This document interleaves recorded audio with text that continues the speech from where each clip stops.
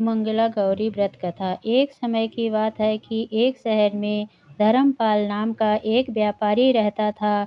उसकी पत्नी काफ़ी खूबसूरत थी और उसके पास काफ़ी संपत्ति थी, लेकिन कोई संतान न होने के कारण वे दोनों अत्यंत दुखी रहा करते थे।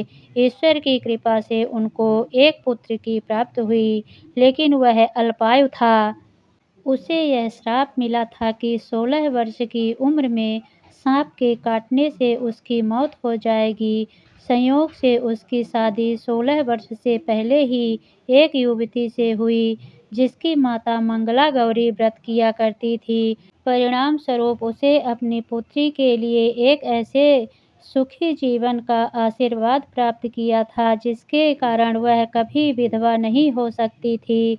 इस वजह से धर्मपाल के पुत्र के 100 साल की लंबी आयु प्राप्त की। इस कारण से सभी नवविवाहित महिलाएं इस पूजा को करती हैं तथा गौरी व्रत का पालन करती हैं तथा अपने लिए एक लंबी, सुखी तथा अस्थायी वैवाहिक जीवन की कामना करती हैं। जो महिला इस मंगला गौरी व्रत का पालन नहीं करती सकती, उस महिला को श्री मंगला गौरी पूजा को तो कम से कम करना ही चाहिए। इस कथा को सुनने के पश्चात वैवाहित महिला अपनी सास एवं ननद को 16 लड्डू देती हैं।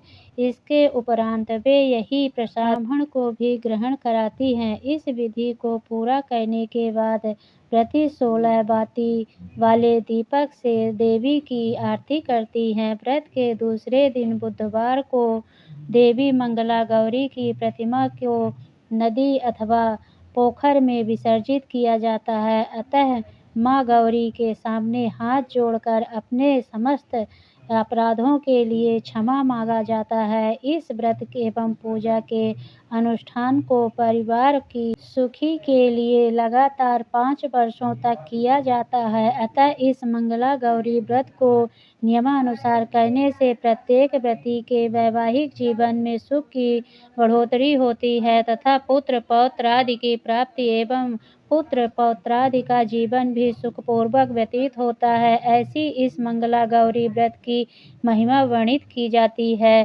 कथा के पश्चात शिव पार्वती जी की आरती और चालीसा करें।